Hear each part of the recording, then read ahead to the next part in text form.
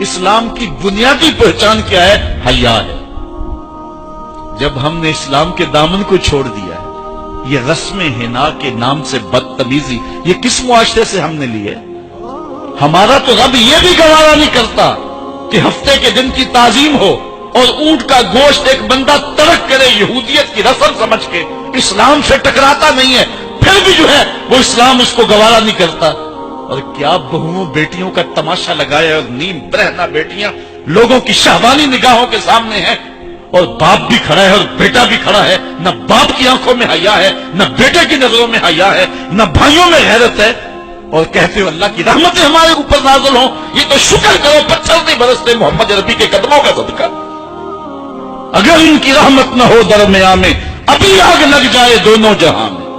یہ تو ان کی رحمت ہے کہ پتھر نہیں برستے۔ پچھلی قوموں نے ایک ایک جرم کیا، کسی کے اوپر پتھر برسے، کسی کے اوپر خون برسا، کسی کے اوپر ایسا زلزلہ آیا کہ نیچے والی جگہ اوپر اور اوپر والی بستیاں نیچے۔ لیکن اس امت پر ایسا نہیں ہوگا۔ اللہ کہتا محبوب تیری وجہ سے نہیں ہوگا، ورنہ حضور نے فرمایا کہ یہ امت پچھلی امتوں کے قدموں پر قدم رکھے گی۔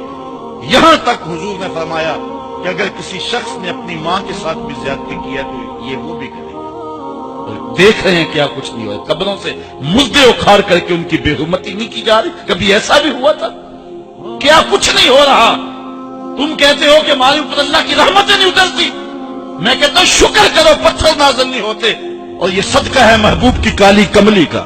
اور اللہ نے فرمایا ما کان اللہ لیعذبہم وانت فیہم، محبوب تیری وجہ سے میں عذاب نہیں اتارا ورنہ پیس کے رکھ۔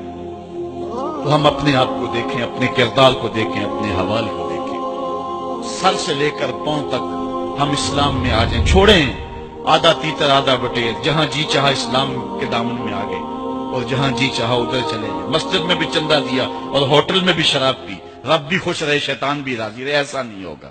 رب کہتے نہیں کہ میرے ہو تو پھر میرے ہی ہو۔ کوئی بھی غیرت مند محبوب نہیں جو ہے تسلیم کرتا کہ میرا محب کسی اور کی طرف نظر اٹھا کے بھی دیکھے، تو رب سب سے بڑا غیرت مند ہے، وہ نہیں چاہتا میرا ہو اور کسی اور کی طرف دیکھے۔ تم کون ہے؟ مغربی تہذیب لگتی کیا ہے تمہاری؟ اپنی ملت کا قیاس اقوام مغرب سے نہ کر، خاص ہے ترکیب میں تجھے قوم رسول آج۔ تم غیروں کی نکالیاں کرتے پھرتے ہو، تمہارے سامنے سیدہ عائشہ کی سیرت موجود نہیں ہے؟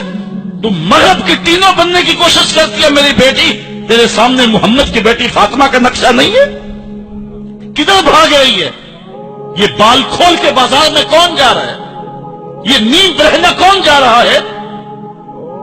دیکھ محمد عربی تجھے کیا آواز دے رہے ہیں، ان کا لہجہ کیا، اس کو سن اور زندگی کو اس کی مطابقت میں گزار۔ اصل ہمارے دل زنگ آلود ہو گئے، اس دنیا کے اس ماحول نے ہمیں اس طرح کر دیا ہے کہ آج ہمیں سمجھ نہیں آ رہی کہ ہم کدھر جائیں۔ علماء فرماتے ہیں جب دل زنگ آلود ہو جائیں تو پاک لوگوں کی صحبت اختیار کرو، اور کثرت ذکر، حضور نے ارشاد فرمایا لکل شیء ثقالہ وثقالۃ القلوب ذکر اللہ، ہر شے کا زنگ اتارنے والی کوئی چیز ہے، دلوں کا زنگ لگ جائے تو اللہ کا ذکر کیا کرو، دلوں کا زنگ اتر جائے۔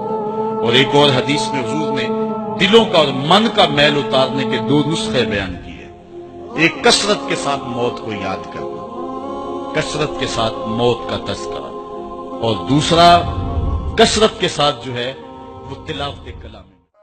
لا الہ الا اللہ، لا الہ الا اللہ، لا الہ الا اللہ، ما لنا رب سوا۔